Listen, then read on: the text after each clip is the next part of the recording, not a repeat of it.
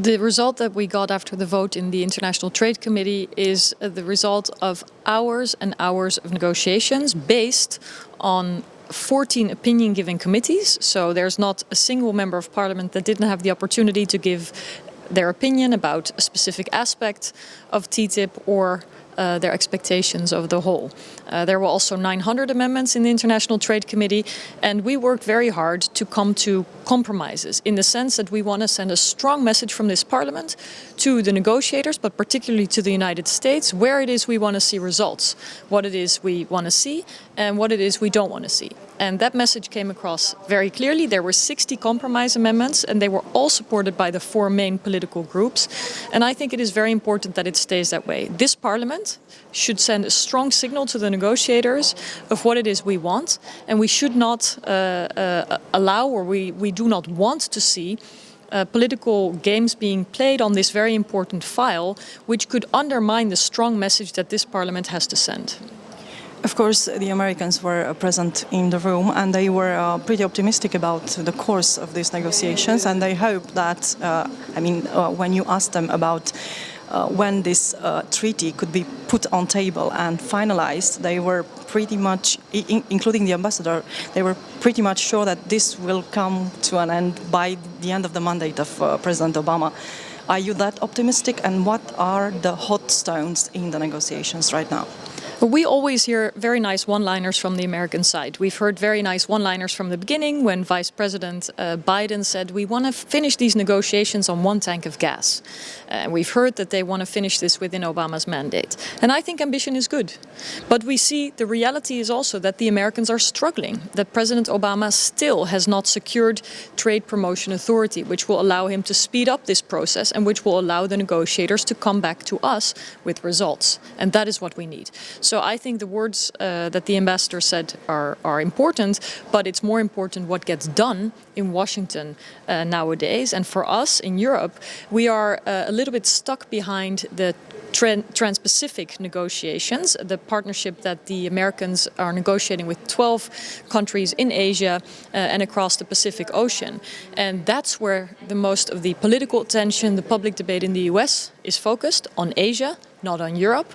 And we risk that the fears about lower labor standards, lower environmental standards in Asia are overshadowing the importance of the negotiations with Europe. And so I think it is key that we as a parliament push a consistent message out with the votes that we're taking next week, where we say very clearly and in a great amount of detail what it is we want and hope, but that we also want results sooner rather than later. Let's go to a more generous area, and I would very much like you to tell me, in your opinion, what would be the 3 most important benefits of such an agreement? Because we've seen that also the voice of those against such an agreement is becoming stronger these days. Well, I think it is really important that Europe looks at how the world changes and how we should act now to make sure that we preserve our quality of life. So it means if we can make trade more smooth by removing unnecessary barriers, it makes it easier for small and medium-sized enterprises to cross the Atlantic to go to new markets. We see the difficulty of closed markets on the east, Russia, presenting us with counter-sanctions, and it puts extra responsibility on us to try to open new markets. Europeans make their money abroad. We are very good traders and we export a lot. We depend on our export. And so that means that making export easier benefits everybody without the need for government investment. And that is very important in a time of crisis where most governments don't have a lot of money to invest. We have to allow businesses to do business, make money, create jobs and create profits. So that's our aim. The other aim is to work together with the United States. We are the 2 biggest economies based on rules. We are open economies, open democracies, and we want to strengthen the rules-based system. We want high standards and avoid a race to the bottom at a time where emerging economies are seeking trade and development against any price. If you look at the impact of a country like China that is developing in Asia, it is not good for people or planet. And we in Europe think differently about what are important values. And it's not just about money and profits. So these are the kinds of goals that we have with this negotiation. And that's why I believe a good TTIP is worth it. And we're working towards a good end result. Let's suppose I'm against the TTIP. If you try to convince me in 30 seconds that it's very, very useful, what did you tell me? Well, I would first ask you what it is you're worried about, because a lot of the concerns and questions that I hear from people that are critical about TTIP are based on sometimes myths or on assumptions that have already been clarified. So, for example, some people were afraid that public services would be privatized through TTIP. And the good news is that will not happen, because the US and the EU together have made a statement that public services are not part of this negotiation. Similarly, some people are afraid that our cherished standards on the environment, on labor rights, on food safety will be lowered through TTIP. And the good news is that that will not happen. There are people that are worried that this is only for big businesses, but actually we are working on a chapter specifically dedicated to small and medium-sized enterprises and ensuring that this is also going to benefit smaller and medium-sized companies and ordinary people, not just shareholders.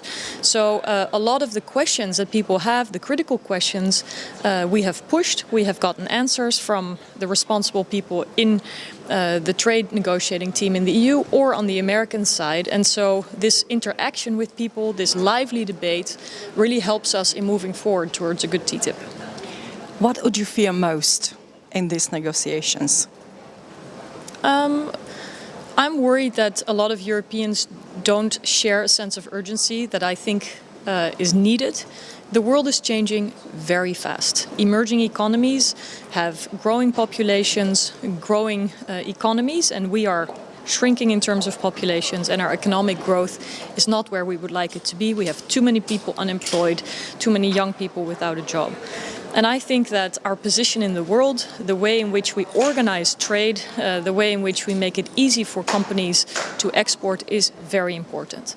Now, there are safeguards that we want to secure, we have secured, so I understand why people are worried, but it is not as if we cannot deal with these worries. We're able to address them and to find solutions, and so I hope that we do not forget that this is not a debate between Europeans, but it is a debate and a negotiation with real issues at stake between the Americans and the Europeans. And we have to direct our attention to the US side. Talk about issues like market access. The Americans are very protectionist and they hamper market opportunities for European businesses, whether they are large or small. These are the kinds of issues that I would like to see more attention on in the public debate.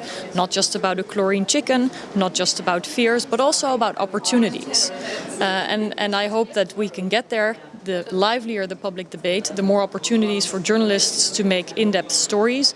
And hopefully, finally, we will have a well-informed debate so that at the end of the road, which I think it will still take years before we have to take that vote, this Parliament can take a vote on a final text once it's available and make a decision on whether we can support it or not on the basis of a well-informed debate. That is my ambition now, and I'm confident we can get there and that a good TTIP can be accomplished.